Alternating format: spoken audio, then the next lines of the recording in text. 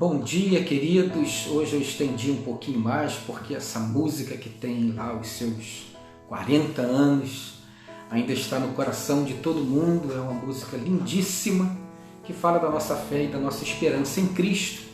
Então, bom dia para você. Nós estamos no Tratando a Alma em tempos de distanciamento, de confinamento social, um tempo dramático porque o nosso país inteiro e particularmente o nosso Rio de Janeiro teve todo o tempo para poder se preparar. Era para nós estarmos agora com todos os hospitais montados, funcionando, mas a maldade humana não tem fim e as pessoas cometeram erros inadmissíveis, não é verdade? Considerando o ano que estamos, depois de toda a história pregressa do Brasil, as pessoas ainda se valem dos momentos críticos para se locupletar, para agir com corrupção, para fazer compras indevidas, para fazer um planejamento que não é executado, com todo o amparato técnico, todos os profissionais, toda a tecnologia cometem os mesmos erros de sempre, sejam de má índole, sejam os erros técnicos de sempre. E aí estamos mais uma vez desguarnecidos, né? É a história do povo brasileiro desde sempre. Só a misericórdia do Senhor para nos salvar. Bom, vamos então ao nosso Tratando a Alma, que realmente o corpo está muito sofrido, o coração também, desse momento de distanciamento. Nós estamos nas bem-aventuranças. Então vamos lá em Mateus capítulo 5. Mateus capítulo 5, agora o versículo 8. Bem-aventurados os puros de coração, pois verão a Deus. Bem-aventurados os puros de coração, pois eles verão a Deus. Isso nos remonta ao texto maravilhoso atribuído ao nosso querido rei Davi. Vamos lá do Salmo 51, versículo 10, que diz assim, Salmo 51, versículo 10, diz assim: Cria em mim, ó Deus, um coração puro e renova dentro de mim um espírito estável. E aí esse texto nos faz entender melhor a bem-aventurança de Jesus. Esse texto, cria em mim, ó Deus, um coração puro, e a segunda parte, renova em mim um espírito estável, um espírito consistente, um espírito íntegro, um espírito inteiro.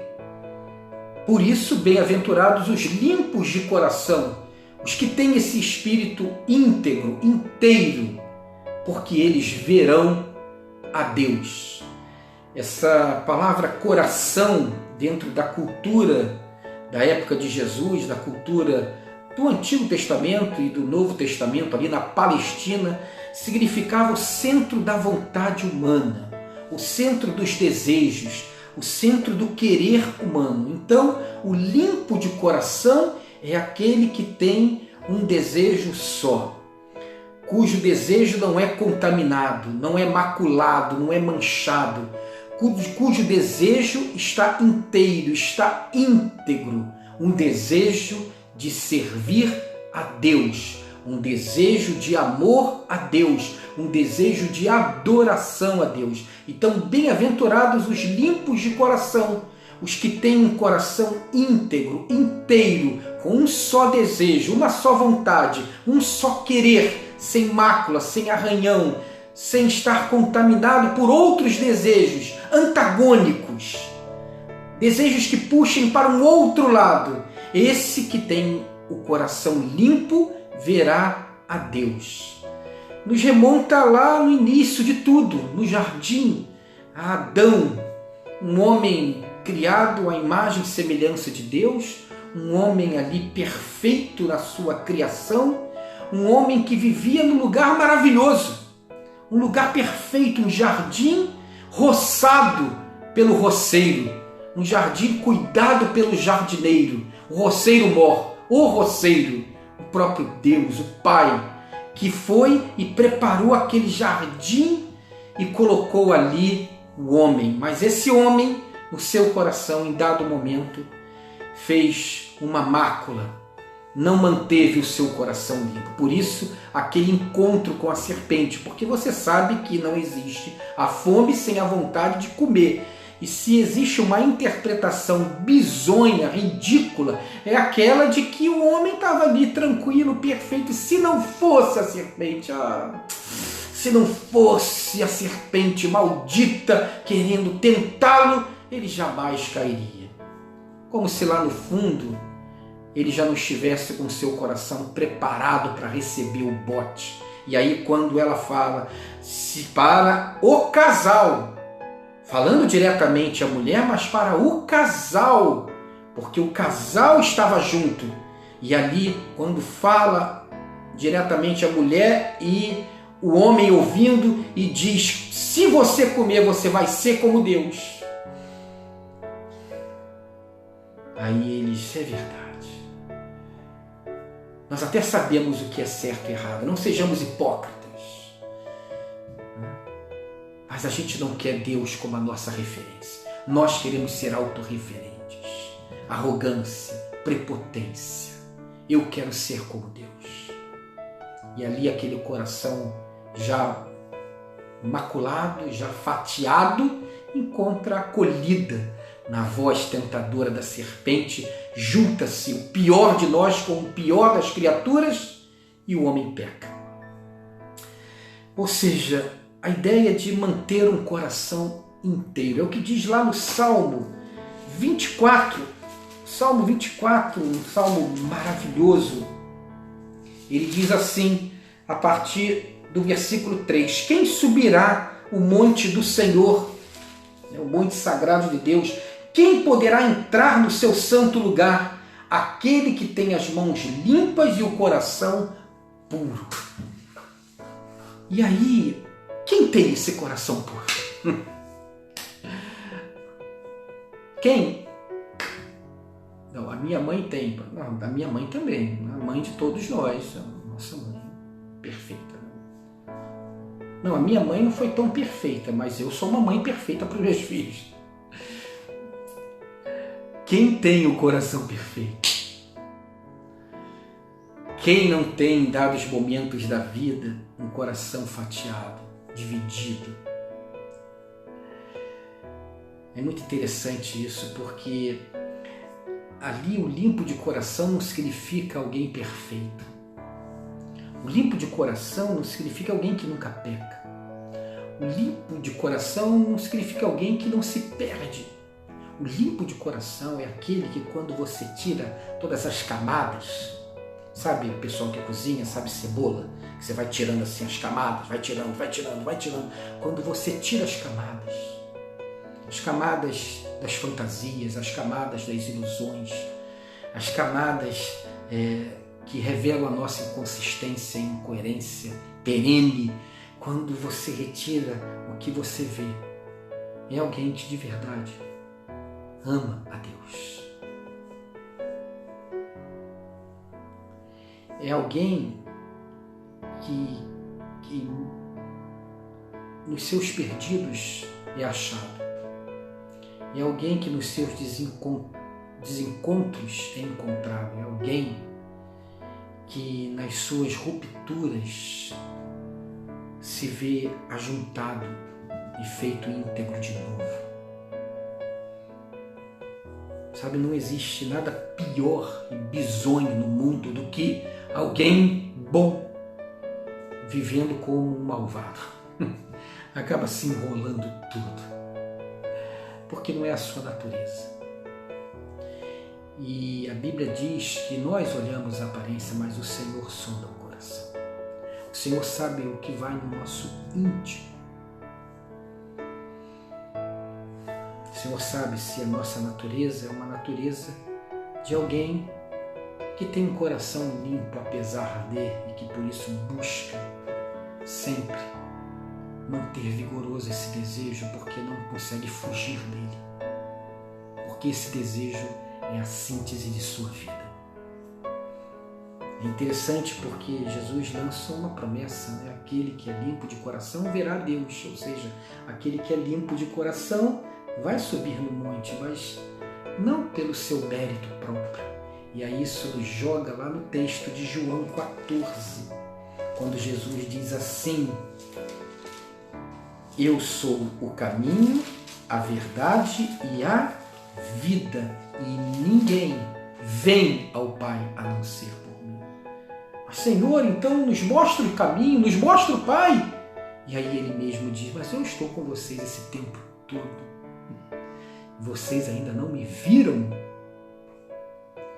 O Salmo 73, versículo 1, é um versículo maravilhoso e uma promessa maravilhosa de Deus para todos nós. Diz assim no Salmo 73, versículo 1, certamente Deus é bom para os puros de coração.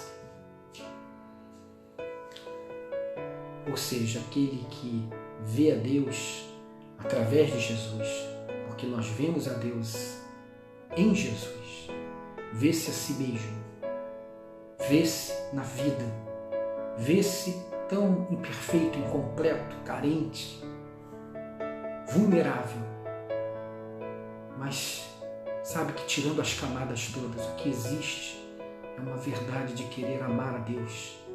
Verdade esta que o Senhor observa e considera. Esse que é abraçado pela graça de Deus em Cristo, que vê a Deus em Cristo, esse é alvo da vontade de Deus.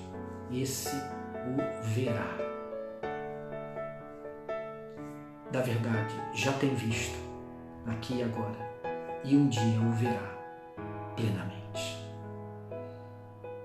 Então, se apegue à essência da sua verdade. Para de fugir de você mesmo. Para de fugir de Deus. Para de manter a vida na diagonal ou dizer que está tudo bem quando você sabe que você está desencontrado no seu desejo. Volta. Volta para a sua origem. Volta para o ponto inicial. Volta para o cerne, o coração. Aquele desejo primordial e o mais verdadeiro. Aquele desejo que no último dia da sua vida vai valer quando as palavras não existirem mais e a palha do tempo tiver passado. Você vai dizer: Pai, o Senhor sabe que com todas as minhas imperfeições eu amo o Senhor. Eu não valo nada, mas eu amo o Senhor. Volta para isso, se apega a isso de novo, se reencontra com você mesmo e com Deus. Permita que Deus trate o seu coração, as suas feridas e conserte a sua vida. Amém? Vamos orar. Pai querido, abençoa, Senhor, todos nós nesse momento de tanta luta que temos passado como famílias e sociedade. Nos dá esse coração quebrantado, arrependido, que olha para dentro de si e reconhece a presença do seu Espírito. Reconhece a presença de Cristo, reconhece esse desejo da conversão, esse desejo de amar o Senhor. E nos conduz, Senhor, de novo a esse desejo e a um processo de conserto de todas as coisas. Principalmente nessa hora, quando temos sido exigidos no nosso melhor. Que não nos falte, Senhor, a Tua presença, a Tua graça e a Tua paz. Abençoa, Pai querido, os hospitais, os enfermos, as famílias enlutadas, essa gente bonita que tem se sacrificado para tratar e acolher os enfermos, a nossa cidade, o Brasil e o mundo. Que o Teu amor, a graça do nosso Salvador e as consolações do Teu Espírito estejam sobre todos nós. Amém. Um beijo no coração, Que você tenha um final de semana muito maneiro. Domingo nós temos o culto da manhã às 9 horas e às 19h30 o culto da noite. E que você tenha um dia abençoado e abençoador. Beijo no coração. Tchau, tchau e até segunda.